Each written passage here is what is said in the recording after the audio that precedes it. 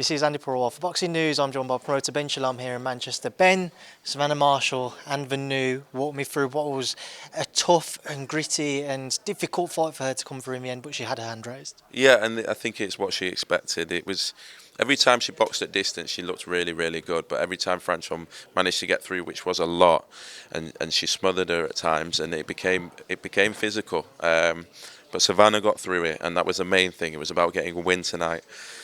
It's been so difficult for her since October. I know she was.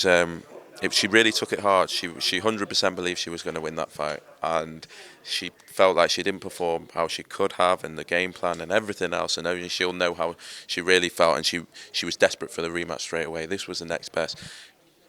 Congratulations and fair play to Franchon Crews to come over here and give us a show that. I mean, I've never seen someone sing their own national anthem and come over here, but also as undisputed, put it all on the line in someone else's home. She gave Savannah the best night of her life, and now we can look forward. What were your thoughts on the score in a majority decision? Yeah, obviously, I was concerned when the first judge the scorecards was read out, but ultimately, I'm not going to complain too much. We got the result that Savannah deserved, and that's what we're focused on.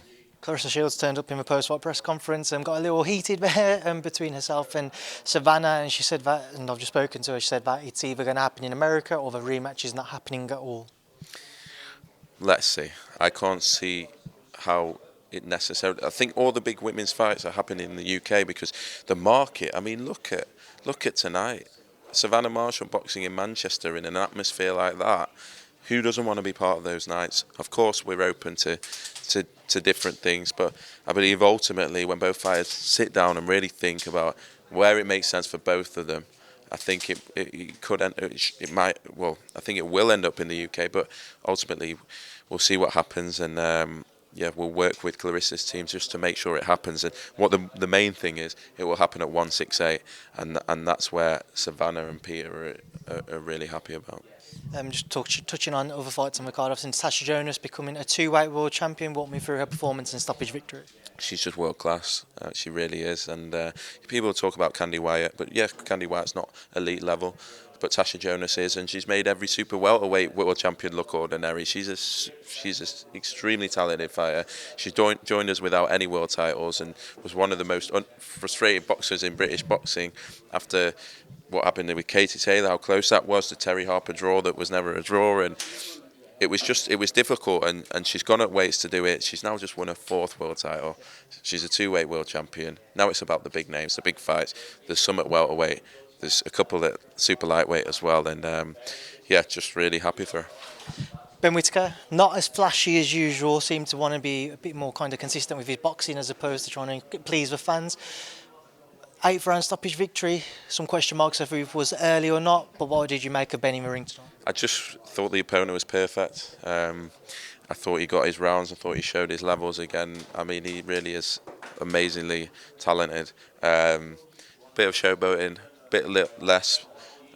Got his rounds. Really, really happy. People forget that's his 4th fight, and it's his 2nd fight back from injury. He was out for 6-7 months, which really did set him back. So amazing to see him back, and he's looking like a real light heavyweight now. He's a lot bigger, a lot stronger than when he turned over, and it's exciting.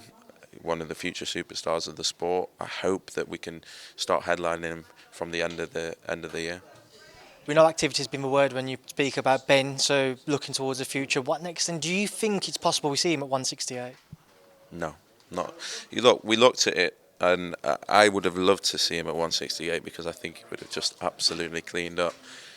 But I think you want, when it's too tight, it's just, especially because he's still developing physically, would have been too difficult. I'm now delighted to see how big he is now at light heavyweight. He's 6'3". He's a big guy with a big frame. He's getting stronger all the time, and that's where he'll remain. And Mark Jeffers upsetting the odds against Zach Chelli. Yeah, and a lot of people in Manchester believed Mark Jeffers would do it tonight. He obviously did. I'm delighted for Michael Jennings. I remember meeting Mark Jeffers years ago, going to his gym, and I was, at that time, we looked at him seriously, and he got an injury. People don't realise he was out for 18 months, 2 years, which is why people haven't heard of him. But this guy's been working away for years in that gym, and he's a very, very good boxer and showed his class tonight. Made it actually quite comfortable in the end, I felt, and a great fan base in Manchester, and they're few and far between, and hopefully a future star up here. Ben, I know you're a busy man. You've got a couple more interviews to do, so thank you for speaking to me and enjoy the rest of your night. Thank you, Andy.